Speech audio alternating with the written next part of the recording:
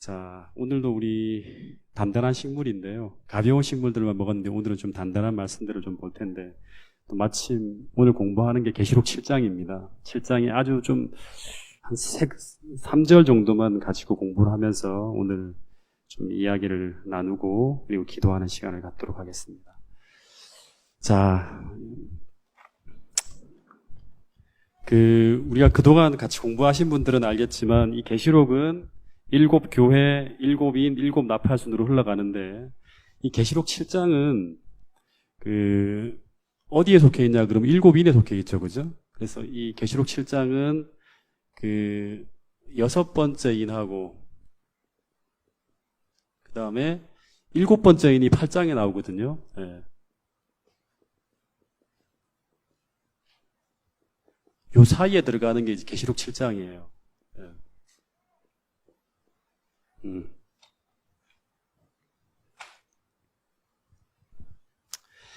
그래서 이 계시록 7장의 이야기를 이제 막간 장면이라 그래요. 막간 장면. 예.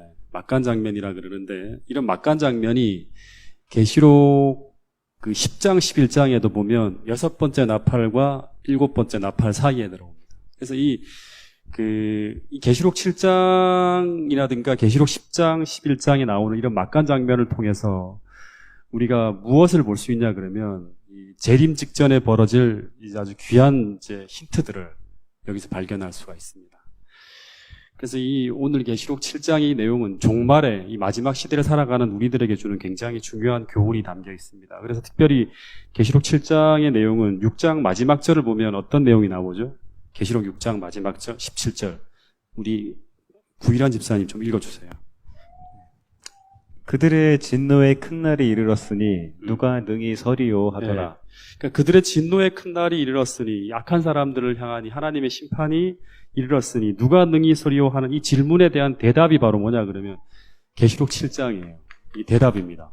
계시록 7장에 나오는 사람들이 바로 하나님의 이 마지막 때 이 심판의 날에 설 수 있다 하는 거예요. 그리고 계시록 7장에 나오는 내용의 핵심이 뭐냐 그러면 14만 4천 명에 대한 이야기가 나와요. 그리고 이 14만 4천 명은 어떤 사람들이냐 그러면 하나님의 인치심을 받은 사람들이 바로 대답입니다. 다시 말해서 계시록 7장을 통해서 보는 재림 준비의 핵심은 바로 뭐냐 그러면 하나님의 인을 소유하는 것이다 라는 이런 결론이 나올 수 있어요.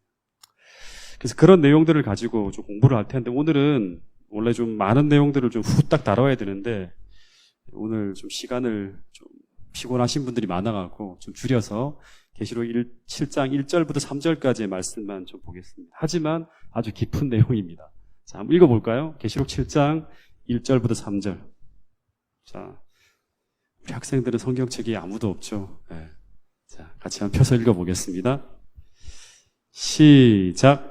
이 일 후에 내가 내 천사가 땅 내 모퉁이에 선 것을 보니 땅의 사방에 바람을 붙잡아 바람으로 하여금 땅에나 바다에나 각종 나무에 붙지 못하게 하더라. 또 보매 다른 천사가 살아계신 하나님의 인을 가지고 해 돋는 데로부터 올라와서 땅과 바다를 해롭게 할 권세를 얻은 네 천사를 향하여 큰 소리로 외쳐 가로되 우리 하나님의 종들의 이마에 인치시기까지 땅이나 바다나 나무나 해하지 말라 하더라. 네. 이 계시록 7장 1절부터 3절까지의 내용에 보면 천사가 몇 명이 등장합니까? 천사가 5명이 등장합니다. 그렇죠? 근데 먼저 등장하는 이 4명의 천사는 어디 있냐 그러면 땅의 네 모퉁이에 딱 서 있어요. 근데 이 네 모퉁이란 말이 어떤 말이냐 그러면 성경에 자주 쓰이는 표현인데 이걸 뭐 다 찾아보기는 좀 어렵고요. 그냥 결론부터 얘기하면 이 네 모퉁이란 말은 하늘 사방이란 말은 다니엘서도 나왔죠. 그죠? 전 세계를 말합니다. 전 세계를 의미하는 하나의 관용어구예요. 그래서 혹시 참조하실 분은 에스겔 7장 2절에 보면 종말이 땅의 네 모퉁이에 임한다는 그런 이제 표현이 나옵니다. 그래서 지금 이 장면은 뭐냐 그러면 전 세계에 불어닥칠 어떤 큰 바람을 네 천사가 이렇게 붙잡고 있는 장면이에요. 근데 이제 천사가 붙잡고 있는데 아마 탁 놀라고 하는 그 찰나였던 것 같아요. 그 순간에 갑자기 또 다른 천사가 아주 빠르게 어디에서부터 오냐 그러면 그 해 돋는 데서부터 날아온다는 말이 나와요. 이 해 돋는 데서부터 날아온다는 이 표현도 성경을 통해서 이게 하나의 암호거든, 전부 다. 관용어구란 말은 하나의 암호예요. 성경을 쫙 읽어보면 이게 해 돋는 데라는 이 표현이 어떤 표현인지 알 수 있어요. 우리 이 표현을 한번 찾아보겠습니다. 에스겔 43장 3절. 왜 예수님이 그 재림을 기다리는 사람들이 이제 맨날, 제가 옛날에는 우리 그 재림교회 나이 많으신 분들이 맨날 동력 하늘을 바라본다, 동력 하늘을 바라본다 하잖아요. 그 의미가 바로 여기서 오는 이야기입니다. 자, 에스겔 43장 3절을 우리 같이 한번 읽어보겠습니다. 에스겔 43장 3절. 자, 1절부터 볼까요? 1절부터. 그 후에 그가 나를 데리고 문에 이르니 동쪽을 향한 문이래. 전부 성소거든요. 성소의 동쪽을 향한 문을 딱 보는 거예요. 2절. 이스라엘 하나님의 영광이라면 하나님의 임재하심이죠. 그렇죠? 어디에서부터 온다? 동쪽에서부터 오는데 하나님의 음성이 많은 물소리 같고 땅은 그 영광으로 말미암아 빛나니. 예. 여기 보니까 하나님의 영광이 어디서부터 온다? 동쪽에서 온다. 그러니까 에스겔서에 보면 여러 표현들이 있습니다. 다시 말해 이 해 돋는 곳이라는 곳은, 해 돋는 데란 말은 어디예요? 동쪽이란 말이죠. 그렇죠? 동쪽. 예. 그래서 이 성소의 문도, 출입하는 문도 다 동쪽에 나 있는 것이 바로 이제 이런 의미를 담고 있는데, 이 해 돋는 데는 동쪽이란 말인데, 이곳은 다시 말하면 하나님의 영광이 오는 곳, 하나님의 보좌가 계신 곳이죠. 그죠? 그래서 이 동쪽으로부터 이 천사가 날아왔다고 하는 이 말은, 이 천사가 어디에서 왔다? 하나님이 계신 곳으로부터 메시지를 가지고 왔다는 말이에요. 근데 이 천사가 이 하늘 모퉁이에 바람을 붙잡고 있는 이 네 천사에게 막 손을 흔들면서 뭐라고 그럽니까? 자, 뭐라 그러죠? 바람을 붙잡고, 그 바람을 놓지 말고 붙잡고 있으라 그럽니다. 언제까지? 언제까지 붙잡고 있으라 그러죠? 예, 우리가 하나님의 종들의 이마에 인치기까지. 요 얘기까지를 우리가 좀 공부를 할 겁니다. 여기까지. 이 바람을 붙잡고 있다는 말은 우리 그 다니엘서 공부하면서 배웠죠. 이 바람이라는 것은 뭘 의미하죠? 바람을 붙잡고 있다. 예. 허리케인을 붙잡고 있는 겁니까? 예. 이 바람이 불면 어떤 일이 벌어집니까? 5절에 보면 수목이 이제 헤어지고 땅과 바다가 해롭게 된다고 말하고 있어요. 다시 말하면 이 바람이라는 말은 다니엘서도 배웠지만 전쟁이나 재난을 말하는 거예요. 바람은.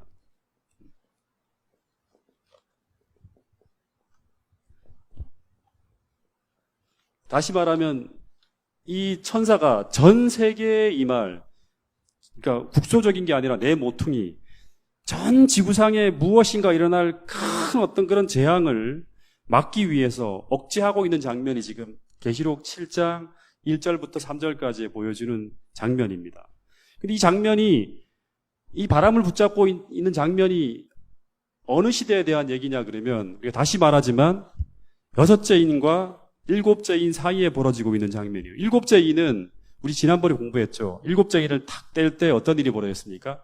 반시 동안에 고요함이 하늘에 있었다는 말이에요. 다시 말하면 하나님의 재림, 예수님의 재림이 이루어지는 장면이 7번째 인을 딱 뗄 때예요. 다시 말하면 6번째 인과 7번째 인 사이에서 이런 장면이 벌어지고 있다는 말은, 이 시대는, 이 장면은 바로 오늘 재림을 기다리는 우리 시대의 장면이라고 볼 수 있는 거예요.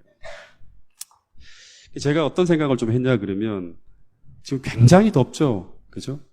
기상이변도 벌어지고 참 여러 가지로 어떤 그런 이제 불편함이 많은 그런 세상이에요. 근데 지금 이 세상에 비록 부분적으로나 혹은 산발적으로 계속 전쟁이 터지고 가뭄이 일어나고 기근이 일어나고 온역이 일어나고 사회적으로 죄악이 난무하고 사회적으로 불편한 일들이 이 세상에 아주 넘쳐나는 세상을 지금 우리가 지나가고 있어요. 그러나 지금은 어떤 시대다? 하나님께서 우리에게 은혜를 베푸시고 이 지구를 보호하시는 은혜를 거두시지 않고 보호하고 계시다는 것이 바로 이 계시록 7장에서 보여지는 하나의 장면입니다. 지금 우리가 가뭄이 지나가고 태풍이 비껴가고 메르스가 종식되고 하는 이런 것이 때가 되어서 자연스럽게 스스로가 이 지구가 스스로의 어떤 자정 능력이 있어서 그런 것들이 만들어내면서 우리가 아슬아슬하게 잘 지내고 있는 것이 아니라 다시 말하면 하나님께서 붙드시는 이 바람을 붙잡고 있는 그 상황 속에서 이런 어떤 우리의 편안함이라든가 이런 어떤 무서운 재앙들이 지나가고 있다는 사실을 우리가 잊지 말아야 한다는 거예요. 다시 말하면 다 하나님의 관여하심 속에서 우리가 편안하고 안전하게 지내고 있다는 거예요. 여러분, 내 천사가 바람을 불지 못하게 붙들고 있는 이 하나님의 은혜로 우리가 살고 있다는 것을 여러분 믿으십니까? 네. 그냥 이 계시록의 장면을 잘 본다 그러면 이런 상황들을 우리가 마음속에 생각하면서 지금 우리가 하루하루를 지내야 됩니다. 출애굽 시대를 잠깐 생각해 보면 이스라엘 백성들이 이제 광야를 지나갈 때 이 사람들이 하나님의 보호하심과 돌보심 속에 살아가고 있었지만 이스라엘 백성들은 그 사실을 인정하려 들지 않았습니다. 왜냐하면 어떤 생각을 했냐 그러면 하나님이 계신데 왜 아말렉이 쳐들어오고 하나님이 계신데 왜 물이 떨어지고 왜 양식이 떨어지고 왜 우리가 뜨거운 불볕과 메마른 사막 같은 곳을 이렇게 불편하게 지나가고 해야 되는가? 왜 하나님은 이것들을 막아주지 않는가? 이런 생각을 하면서 그들은 늘 불평하고 원망하면서 입술로 범죄하는 이야기들이 이제 우리가 공부했던 민수기 이야기나 출애굽기 이야기예요. 그래서 하나님이 어떻게 합니까? 그동안 그들을 지켜오던 그 보호의 법궤를 잠시 이렇게 거둡니다. 그러자 어떤 일이 벌어지죠? 다시 말하면 이제 이 내 모퉁이의 바람을 살짝 놓는 그런 바람이 이스라엘 진영 안으로 부는 거예요. 다시 말해서 하나님 내 바람을 붙잡고 있는 이 천사의 바람을 잠시 놓게 하는 것과 마찬가지의 상황이 벌어지는 거예요. 그때 이스라엘 진영 안으로 어떤 일이 벌어지죠? 불뱀들이 확 들어가면서 이스라엘 진영 안이 아수라장으로 변하는 거예요. 크게는 이 내 모퉁이의 바람을 불고 있는 걸 붙잡음으로 말미암아 우리가 안전하게 지나가는 것과 이스라엘 백성들의 상황 속에서 잠시 하나님이 이렇게 모퉁이 바람 하나를 탁 놓을 때 바람이 이스라엘 진영 안으로 들어가면서 아수라장으로 변하는 거 다 똑같은 거예요. 그래서 막 아수라장으로 변해서 많은 사람들이 죽어나갈 때 그제서야 이스라엘 백성들은 자신들이 얼마나 하나님의 은혜로운 보살핌 속에 살게 되었는지를 깨닫게 되었다는 얘기가 부조화 선지자에 보면 나옵니다. 여러분 신명기 8장을 보면 모세는 믿음의 사람은 어떻게 생각하냐 그러면 40년 동안 믿음이 없는 사람들은 모든 것이 다 불편했어요. 하나님의 은혜가 하나도 안 느껴졌어요. 근데 신명기 8장을 보면 모세는 40년 동안 이스라엘 백성들이 분명히 험한 길을 걸어왔지만 편한 길은 아니에요. 그죠? 그 인생이 굉장히 험한 길을 걸어왔지만 그래서 많은 불편함과 어려움들이 있었지만 그러나 그는 40년 동안 얼마나 하나님의 큰 은혜와 보호하심 속에 살고 있었는지를 기억해요. 기억해내는 거예요. 40년 동안 신발과 옷이 헤어지지 않았고 발이 부르트지도 않았고 힘들었지만 그리고 노인과 노약자들이 그렇게 많았지만 40년 동안 200만 명 중에 단 한 명도 물론 하나님의 심판 속에 죽어간 사람들이 있었지만 단 한 명도 아프거나 연약한 자가 없었다는 것이 이 부조화 선지자에 보면 기록입니다. 다시 말해 하나님의 보호하심과 돌보심의 기적을 매일매일 그들이 경험하며 살고 있었다는 사실을 이 모세는 상기했다는 거예요. 여러분 우리도 분명 이 광야 같은 길의 마지막 절정길을 아마 걸어가게 될 거예요, 앞으로. 지금 뭐 경제 상황이나 여러 가지 상황들이 되게 불안정해요, 그죠? 모든 것이 순식간에 바람이 불 수 있는 상황이에요. 사회적 환경, 남북이 대치하고 있는 여러 가지 상황, 그 다음에 이 천년기의 상황, 이 모든 것들이 굉장히 불편한 어떤 마지막 절정의 광야 길을 걸어갈 수도 있는 그런 상황이에요. 여러분, 분명 이 광야 같은 인생길을 걸어갈 때 괴롭고 뜻대로 안 되고 너무나 불편하고 힘든 일이 우리 인생에 분명히 벌어질 수 있습니다. 그러나 그럼에도 불구하고 아직은 하나님께서 내 인생을 지키시고 돌보시고 있다는 사실을 잊지 말아야 한다는 거예요. 이 세상을 돌보고 있다는 사실을 잊지 말아야 한다는 거예요. 그리고 그 증거들을 모세처럼 구체적으로 확인해 봐야 돼요. 그리고 그것을 늘 잊지 않고 늘 범사에 하나님의 지도하심과 돌보심을 인정하고 살아가는 그런 믿음의 삶을 오늘 여러분과 제가 살 수 있게 되기를 간절히 바라겠습니다. 그래서 우리가 지나가는 세상은 첫 번째, 이 계시록 7장 1절부터 3절까지의 내용을 통해 볼 수 있는 것은 성경을 보면 이 바람을 천사들이 놓게만 되면 모든 것이 아수라장으로 변할 수 있는 참 아슬아슬한 가운데 하나님의 은혜로 버티고 지나가는 세상이 바로 이 세상이라는 거예요. 그러니까 여기다가 우리가 올인하거나 완전히 여기다가 모든 안전을 기대면 안 된다는 거예요. 예. 그 이야기가 첫 번째 계시록 7장 1절부터 3절을 통해 우리가 기억해야 될 첫 번째 일이고요. 두 번째는 뭐냐 그러면 이런 시대를 지나가는 우리들이 무엇을 준비해야 하는가 하는 거예요. 다시 말하면 이 바람이 불 때를 대비하여 우리는 무엇을 해야 되는가? 무엇을 해야 되는가? 이제 그 답이 이제 7장 이후부터 나오는 거예요. 여러분, 왜 하나님께서 아직 이 본문을 보면 바람을 붙들면서 우리에게 은혜의 기간을 더하면서 재림을 지체하고 있는가? 왜 그러죠? 이 7장의 본문을 보면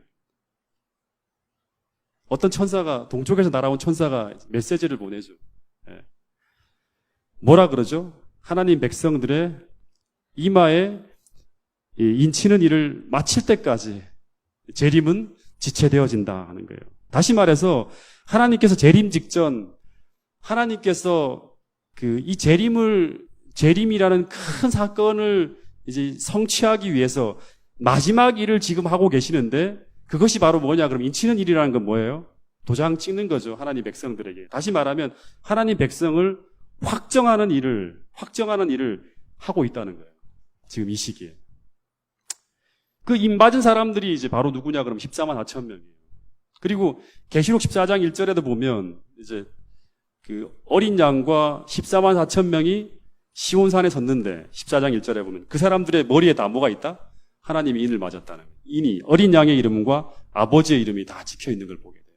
계시록 7장에서는 14만 4천 명이 인을 맞은 사람들이 숫자가 쭉 나오고 계시록 14장에서는 이제 실제로 인을 맞고서 어린 양 시온산에 딱 서 있는 장면을 우리가 보게 되는 거예요.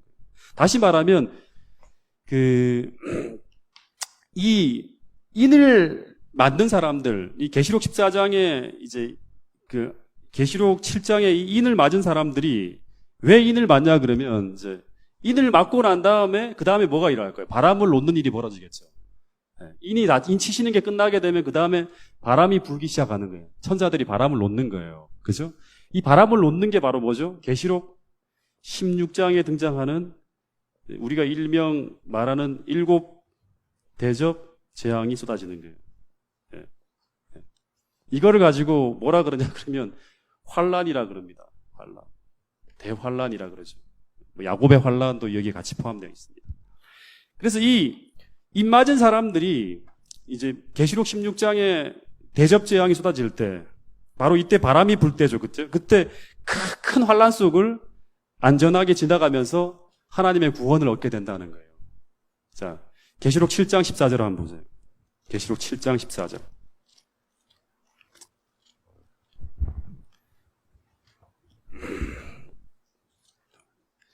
계시록 7장 14절. 자, 그냥 보겠습니다. 자, 읽어보겠습니다. 시작. 내가 가로되 내 주여 당신이 알리이다 하니. 예, 이 흰옷 입은 이 14만 4천 명의 이 수많은 사람들이 어디서 왔느냐 하는데 내가 말하기를 내 주여 당신이 아시나이다 하니 그가 나에게 이르되 이는 어디서 나왔다? 큰 환란. 이 큰 환란은 바로 계시록 16장 이후에 등장하는 바람이 이제 확 부는 거죠. 바람이 불 때 그것을 다 지나간 사람들이에요. 큰 환란에서 나온 사람들인데 어린 양의 피에 그곳을 희게 하였느니라. 그래서 그러므로 그들이 이제 하나님 보좌 앞에 서 있는 장면이 쫙 나옵니다. 다시 말하면 환란이 다 지나간 거죠, 그죠? 그래서 이 14만 4천 명이 확정되어지면 그 다음에 바람이 불게 되고 그 큰 환란을 지나가는데 이 입맞은 사람들은 하나님의 보호하심 속에서 안전하게 이 큰 환란을 지나가게 된다. 물론 힘든 것도 있고 어려움도 있지만 하나님의 보호하심 속에서 그 과정을 지나간다는 이야기가 이제 계시록 7장의 이제 이야기입니다. 이 하나님의 입맞은 사람들이 환란에서 보호함을 받는다. 이 이야기가 이제 계시록 7장의 이 이야기가 구약에서 구약 어딘가에서 표상을 통해서 이렇게 따온 이야기라 그럽니다. 이 하나님의 종들의 이마에 인이 쳐지고 난 다음에 하나님의 백성들이 보호함을 받는 장면들이 구약에 어디 나옵니까? 예?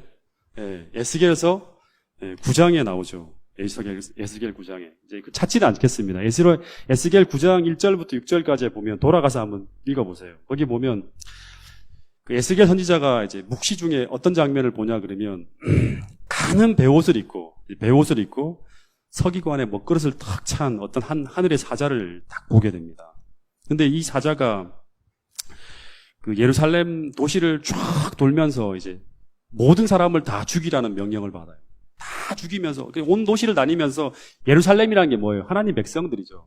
그러니까 심판이 하나님 믿는 백성들을 먼저 시작해서 쫙 퍼져나가는 거예요. 성전에서부터 시작되는 거예요.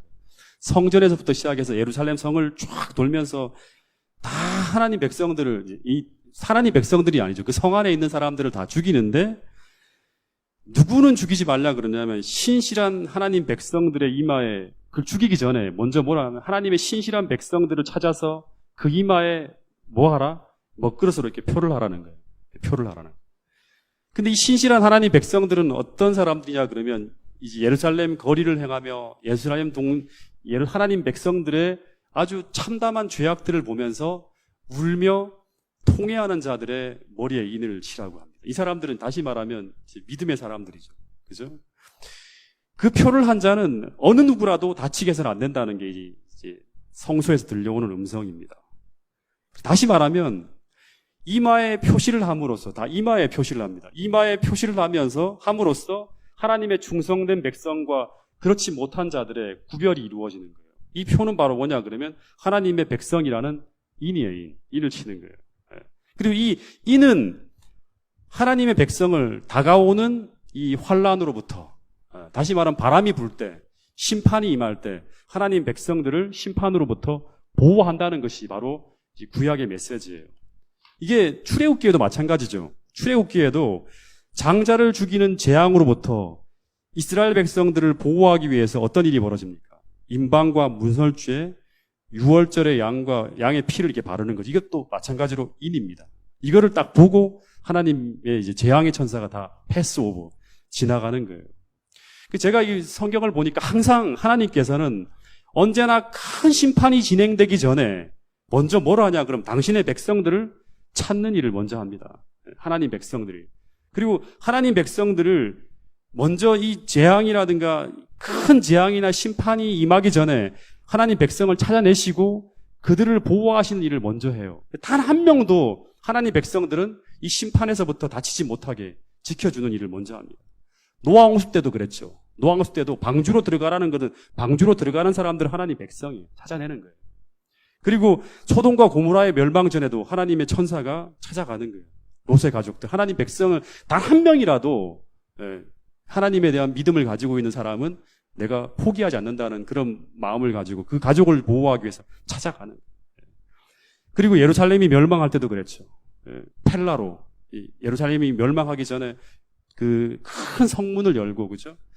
빠져나가도록 했어요. 그래서 그걸 통해 하나님 백성들 중에 단 한 명도 예루살렘이 멸망할 때 하나님 백성이 다치는 일이 없었다는 것이 예언의 신의 기록입니다. 언제나 하나님은 당신의 백성을 찾으시고 그들을 보호하셨다. 마찬가지로 역사의 마지막에도 하나님께서는 내 천사의 바람을 불지 못하게 막으시면서 당신의 백성을 찾으시는 일을 하는 거예요. 지금이 바로 그 시기라는 거예요. 여러분, 그래서 이 마지막 세상이 까딱까딱 하면서 돌아가는데 이 세상이 마지막으로 완전히 바람이 탁 녹게 될 때, 아수라장으로 변할 때, 하나님께서는 그 재앙 가운데서 하나님의 백성들이 단 한 명도 다치지 않도록 찾고 있는 작업을 지금 하고 있다는 거예요. 근데 이제 이 계시록 13장, 14장을 보면 한 10분 정도만 좀 더 할게요. 역사의 마지막에 이제 계시록 14장에 보면 그 하나님의 인을 맞은 사람들이 나오죠. 인을 맞은 사람들이 나오는데 이 사람들은 계시록 14장 1절에 보면 하나님의 인을 맞은 사람들이 나오는데 이 사람들을 보면 그 이마에 그 어린 양의 이름과 아버지 하나님의 이름이 딱 찍혀 있는 게 나옵니다. 그리고 난 다음에 이 입 맞은 사람들의 결과가 그 다음에 나와요. 3절, 4절, 5절 쭉 보면 그 사람들은 그 어떤 그 사람들이죠? 정절이 있는 자라. 그리고 그 다음에 순결한 자라. 그 다음에 입에 거짓말이 없고 어린 양이 어디로 인도하니 따라가는 자라. 하면서 이 하나님의 이마에 인을 맞은 사람들이 행동이 나타나요. 행동이. 그 다음에 뭡니다. 행동이. 그 다음에 계시록 13장에 보면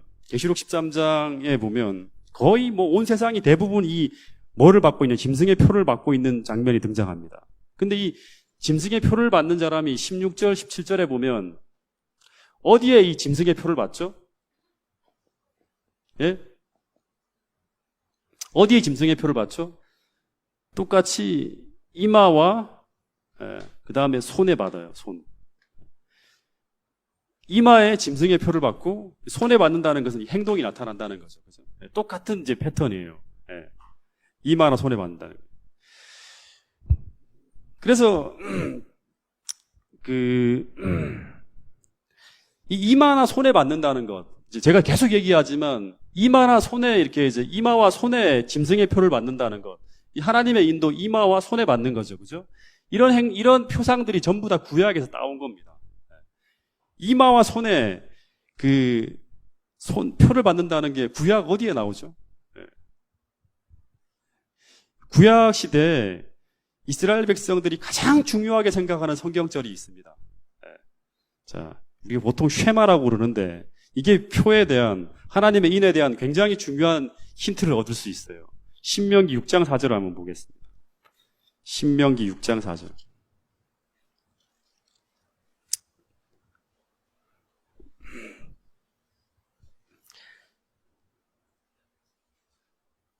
자, 6장 4절부터 제가 한번 읽어볼게요.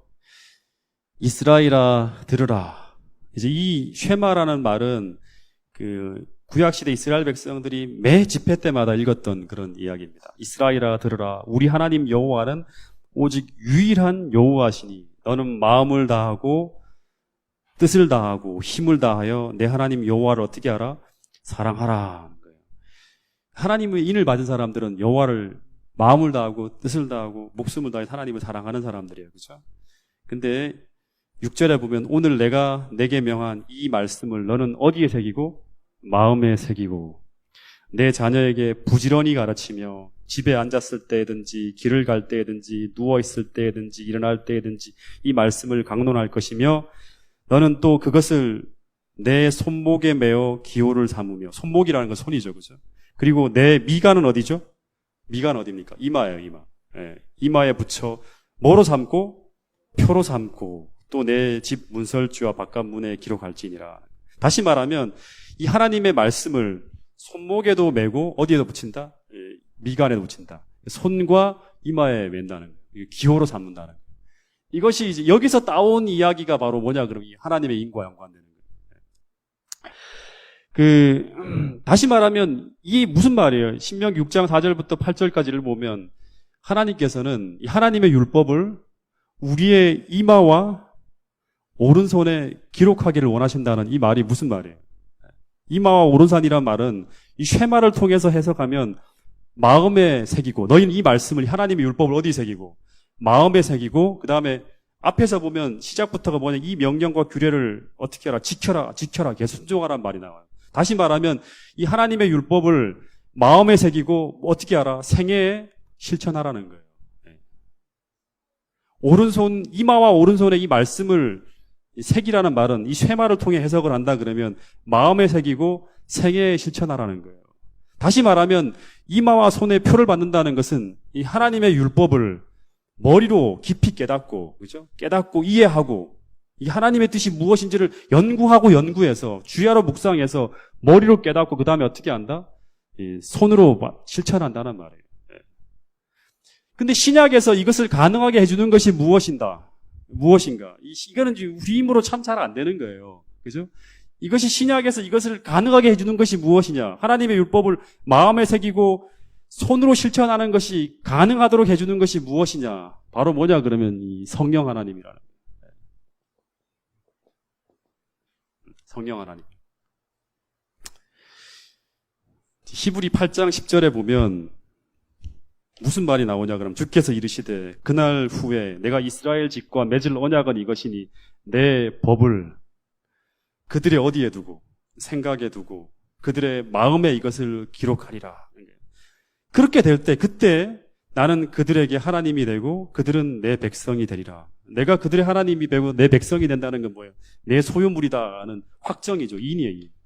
인. 다시 말하면 하나님의 법이 그들의 마음의 생각에 새겨지고 마음에 기록될 때 하나님이 그들의 하나님이 되고 그들은 나의 백성이 된다는 것은 바로 인이에요. 인. 그래서 우리 이마에 하나님이 인이 쳐졌다는 것은 우리 심령에 하나님의 율법이 기록되어졌다는 거예요. 고린도후서 3장에도 보면 이 돌비에 새긴 하나님의 율법이 우리 마음에 성령을 통해서 기록한다는 말씀이 나오죠. 그래서 그 사람들이 어떤 사람들이냐 그러면 오늘 우리가 공부한 계시록 7장에 나오는 입맞은 사람들이고 그 사람들이 계시록 14장의 역사의 마지막에 등장하게 되는데 그들이 이마에는 어린 양의 이름과 아버지의 이름이 새겨져 있다는 것은 이게 뭐냐 그러면 신명기 6장 쉐마를 통해 생각한다면 마음을 다하고 뜻을 다하고 성품을 다해서 하나님을 사랑하는 마음이 가득한 거예요. 이것이 예수님께서 말씀하신 이 율법의 강령, 가장 큰 율법이에요. 그 율법이 머리에 탁 새겨진 거예요. 하나님의 품성이죠. 그죠? 그 사람들이 손에도 하나님의 인이 기록되어졌는데 그것이 4절 5절에 보면 이 사람들이 여자와 더불어 더럽히지 아니하고 순결한 자라 어린 양이 어디로 인도하든지 따라가는 자며 어린 양과 하나님께 속해서 그 입에 거짓말도 없고 흠이 없는 자들이다.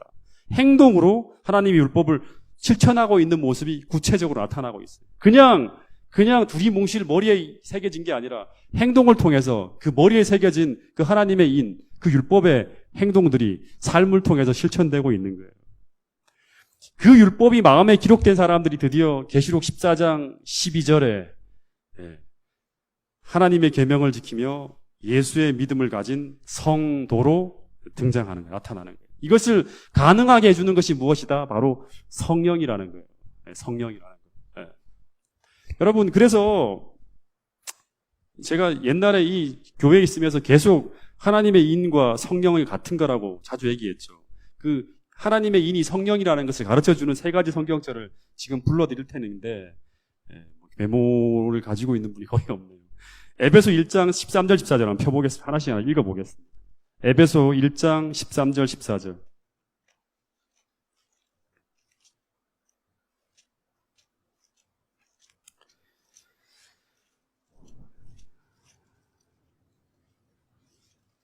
에베소서 1장 13절 14절. 자, 읽어보겠습니다. 시작. 그 안에서 너희도 진리의 말씀 곧 너희의 구원의 복음을 듣고 그 안에서 또한 믿어 약속의 성령으로 인치심을 받았으니 그 안에서 너희도 진리의 말씀 곧 구원의 복음을 듣고 그 안에서 또한 믿어 약속의 성령으로 인치심을 받았다. 약속의 성령으로 인치심을 받았다. 성령이 우리에게 일을 친다는 거예요. 이 인치심을 받았다는 것은 하나님의 율법이 언약이 우리의 마음에 기록되어졌다. 고린도후서 1장 21절 22절 또 하나 읽어볼게요. 고린도후서 1장 21절 22절.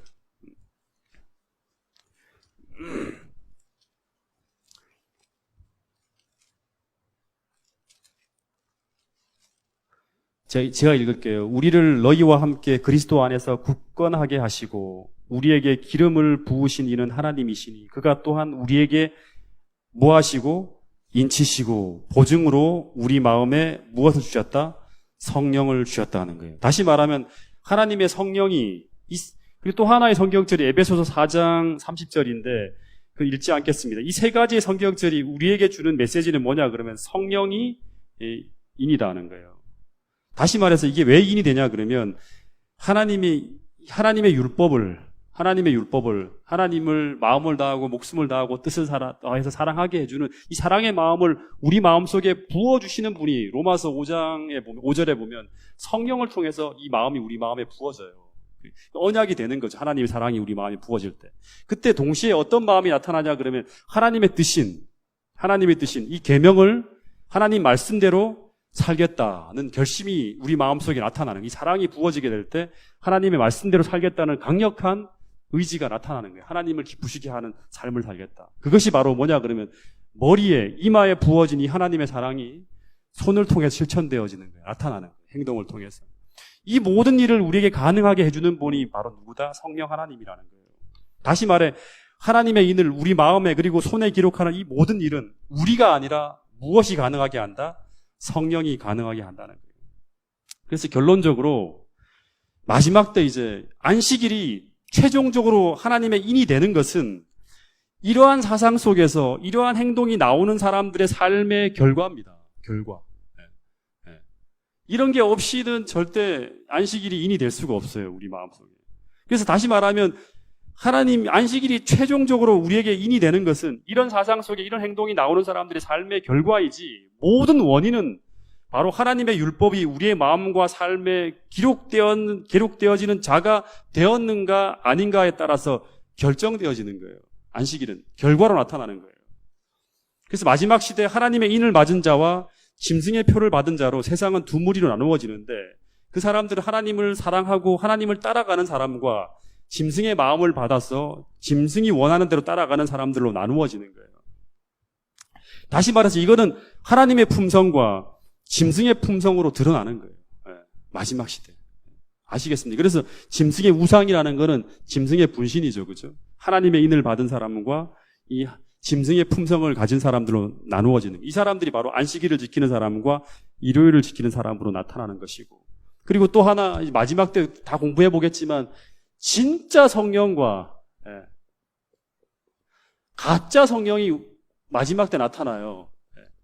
다시 말하면 진짜 예배일과 일요일과 안식일이 나타나는 것처럼 진짜 성령과 가짜 성령이 나타나요. 제가 이걸 이제 이 말씀을 보면서 생각했는데, 진짜 성령은 품성을 변화시키는 성령 운동하고 표적과 이적만을 가진 강신술로 마지막에 나타나는 거예요. 사람들은 짐승의 사상을 받은 사람들은 이 가짜 성령을 따라가게 돼 있어요.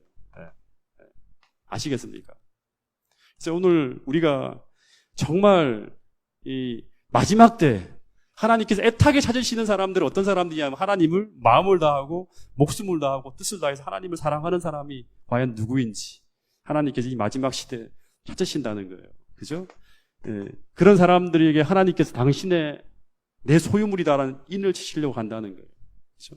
그래서 오늘 이 사실을 기억하고 이 마지막 시대 재림 준비의 가장 중요한 것은 바로 하나님의 인을 받는 거예요. 그죠? 그 사람들은 마음속에 무엇이 불타오르고 오르고 있다?